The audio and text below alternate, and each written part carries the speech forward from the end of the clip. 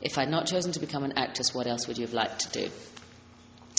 I'd like to have a couple of lives, I think, after this one, in which I would be a chef, and in one I would like to be in the diplomatic corps and be multilingual, and in another I would maybe work for Médecins Sans Frontières, or work for some organization that gives legitimate and profound relief to other countries. And in another lifetime, maybe an adventurer. And what else? A musician, a rock star. I think you have to have one lifetime where you're a rock star.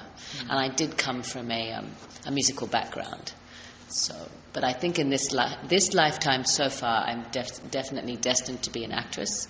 And we'll see what happens in the second half of my life. I'll be very interested to see if I'm still acting in 20 years' time.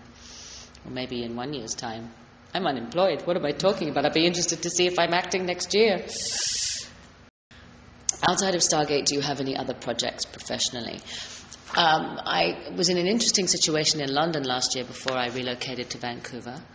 I was asked to help develop some projects, so the producing aspect was interesting to me. And now, of course, now that I'm out of a job next year, I've definitely been thinking about some concepts for two TV shows in particular and a film that I'd like to make. So I'll be probably doing some meetings this year and next year about those. And I mean, I think nowadays, especially in Australia, the industry is very quiet, and so all the artists there have to create their own opportunities. So I'm going to have to hone my skills now and become a better writer, and polish up some of those skills, my producing skills. I have to find a mentor probably, and start learning more about things behind the camera. It's very sad news about Stargate being cancelled, the series being cancelled. I know there's been discussions about movies and, whether it's theatrical movies or TV movies. And it's great news that Atlantis continues. And I think that it would be I really feel for everybody on the show because, on Farscape we worked together for 4 or 5 years and we became family, and it's what we knew and it's what we expected every day. So to have done that for 10 years and to hear that will no longer continue, I'm very sad for people that, and maybe they won't realize it until it's gone, but they, the idea of not seeing certain people every day, I think that's very tough.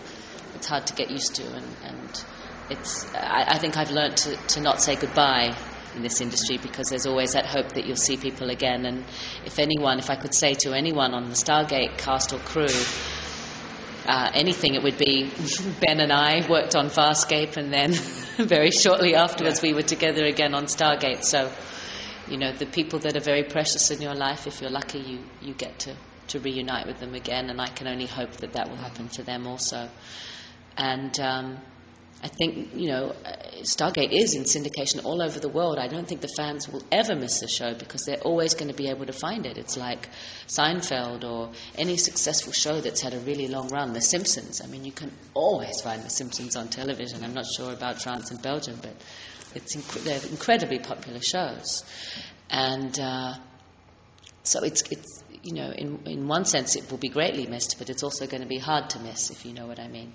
And we're lucky. We have DVDs and we have iPod downloads, and it's not going to be too far away. What's your opinion of a possible romance between Daniel and Vala? Well, I think it would be like an old couple who always fight all of the time. So I think they would be quite miserable together. And I don't know if we should go down that road. I think things are always more funny before they happen, rather than once they've happened. A bit like Moonlighting. And I think that's what they've always tried to reference, was that show, the chemistry between Bruce Willis and Sybil Shepherd. I think once you actually consummate the relationship, something dies. So I think much more energy if they stay away from each other. You have played in a number of sci-fi and fantasy shows and movies. Is that your favorite genre? I always loved science fiction films. Blade Runner, Aliens. That franchise, the Alien franchise, was very, I thought, interesting and exciting. Star Wars. I mean, we grew up with some spectacular science fiction movies when we were kids, and I thought, Terminator.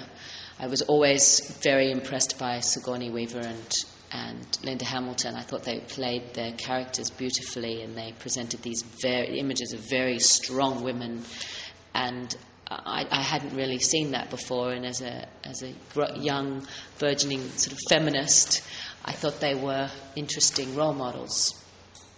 And so, as an actress, as I became, gradually was getting more work, and I became a professional actress, I aspired to one day playing a role as they had. And the opportunities came in the form of Erin on Farscape, and in a way Vala on Stargate SG-1. And so in that sense, I think that science fiction has, when they write strong women, they hold their own against the men. They also are fighting battles, and they, just as the real female soldiers do in our armies these days. Feminism has gone a long way to changing the roles that women play in real life, let alone on, film and television. Are there major differences working in Australia as opposed to Canada? I think that there's actually quite a few similarities. I think that Australian crews work very hard, very long hours. They don't have the strength of the union of, Screen Actors Guild in America, and it's the same in Canada. So people are expected to work harder and longer hours sometimes. I mean, that's not to say that people don't work hard in America, but we just don't have the same guidelines and the same rules. But they, as a people, I think Canadians have a lot in common with Australians. They have a good sense of humour and a very positive attitude, and I've not yet worked in America, so I can't make a comparison there. But I like everyone works as a team. Very, very kind people here, I found, in Canada as well. Well, we were actually living in London before we relocated, and London's very busy, very difficult city to live in sometimes. I really miss it, I do. I had a great time in London when I was there, but I think that the beauty, the natural beauty of this city here in Vancouver is phenomenal, and